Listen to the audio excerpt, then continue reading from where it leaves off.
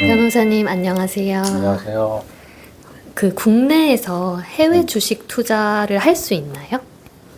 할 수 있습니다. 국내 증권사들이 브로커죠. 해외 증권사들, 해외 브로커죠.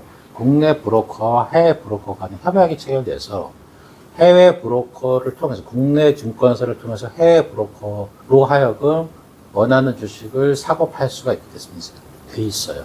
그러니까 현실적으로 지금 협약이 되어 있는 나라의 주식에 대해서는 국내에서도 국내 증권사, 국내 브로커를 통해서 다시 협약이 체결되어 있는 해외 브로커를 통해 가지고 주식 거래가 가능하다. 단 해외 주식 거래를 할 때는 거래 수수료가 국내 주식보다 조금 비쌉니다.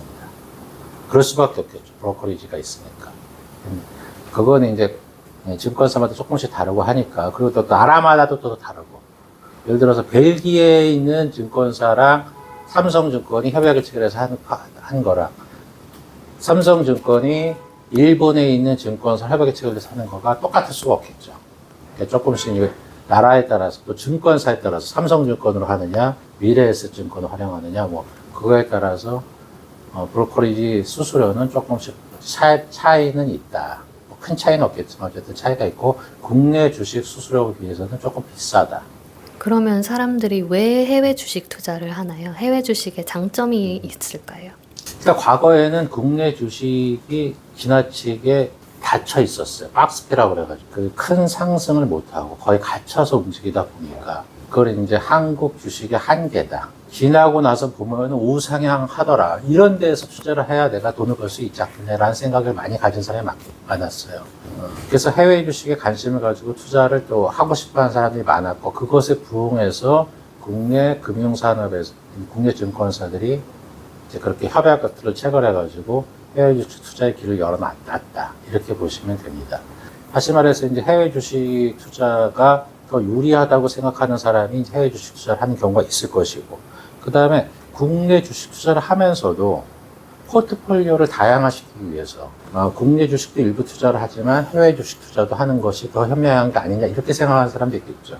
그래서 포트폴리오의 다양화 측면에서 하는 사람도 있고, 예를 들어 미국 달러가 강하게 될 것이다라고 생각하면 미국 자산을 갖고 있는 게 낫잖아요. 달러가 강세가 될 것 같다라고 하면 미국 주식을 갖고 있다는 거는 그거를 팔면 달러로 받으니까 미국 주식의 상승폭만큼 이득을 얻고, 다시 그것을 갖다가 환전하면서 또 두 번의 이득을 얻을 수도 있겠다라는 생각을 할 수 있겠죠. 그래서 외환 차원에서, 외환 관리 차원에서도 관심 가진 사람도 있을 겁니다. 그래서 그런 의미로 해외 주식에 관심을 가질 수 있다. 그러면 해외 주식 투자를 할 수 있는 나라들은 어떤 것들이 있나요? 이게 점점 늘어나고 있는 것 같아요. 전 몇 년 전까지는 한 대여섯 개 국가였는데, 지금 오늘 뭐 미국, 일본, 중국, 싱가포르, 대만, 베트남, 독일, 영국, 프랑스, 벨기에, 네덜란드 해가지고 뭐 등등등등 해서 열 몇 개 국가가 가능합니다.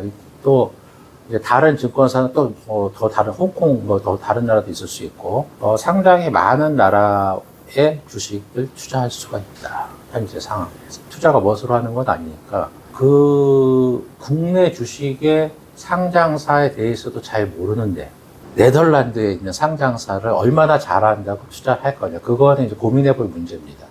어쨌든 자기가 투자할 만한 능력과 또 투자에 대한 가치가 판단이 된다면 할 수 있겠죠.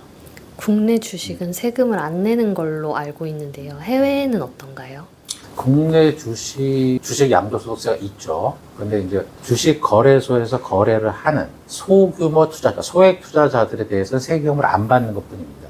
대주주들은 세금을 내야 되고, 거래소 외에서, 장 외에서 거래를 하면 또 세금을 내야 되는 겁니다. 그리고 상장되지 않은 비상장 주식을 거래했을 때도 세금을 내야 되는 겁니다. 그러니까 상장 주식을 거래소에서 우리 개인 투자자, 소액 투자자들이 매매를 한 경우에 대해서는 지금 그 양도소득에 대해서 세금을 물리지 않을 뿐입니다. 근데 지금 금융투자소득세를 새로 만들어서 그것에 대해 세금을 물리겠다고 하다가 작년에 상당히 반발이 있어서 지금 연기가 됐죠. 또 언제 그것이 다시 이슈가 돼서 또 그 세제가 다시 나올지는 모릅니다, 이제. 어쨌든 현재로서는 국내 주식 투자의 매매 차익에 대해서는 세금을 안 낸다. 개인 투자자들은 그렇게 이해를 하면 되는데, 해외 주식에 대해서는 그 예외가 적용이 안 되는 거죠. 지금 주식의 양도소득세는 20%, 지방소득세까지 해서 22% 자기가 얻게 된 이득의 22%를 익년 5월 달에 신고하고 납부를 하도록 되어 있습니다. 해외 주식, 개별 주식, 해외 주식 중에 이제 애플이다, 뭐 테슬라다, 이런 개별 주식을 사고 팔 수도 있고, 그것에 대해서 당연히 이제 22%의 세금이 물려지는 것이고, 미국에 상장되어 있는 해외 ETF, 해외에 상장된 해외 ETF에 대해서도 22% 세금이 물립니다. 근데 국내에 상장된 해외 주식이나 해외 섹터에 대한 것들이 있어요. 미국의 반도체 산업에 투자하는 미래 에셋이 만든 국내에 상장된 ETF가 있다. 국내에 상장된 걸 사는 겁니다. 근데 이 ETF의 내용은 해외의 어떤 산업이나 해외의 주식을 갖다가 꾸며놓은 겁니다. 요거에 투자하면 사실상 저거에 투자한 거나 마찬가지가 되는 거죠. 근데 이것에 대해서는 어쨌든 요건 세금을 물려요. 요거는 15%. 펀드라고 보고 해외 주식이나 해외 ETF에 대해서는 과세가 된다.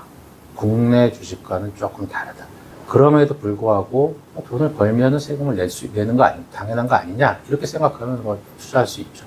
오늘도 너무 유익하고 재밌는 내용이었습니다. 감사합니다. 안녕.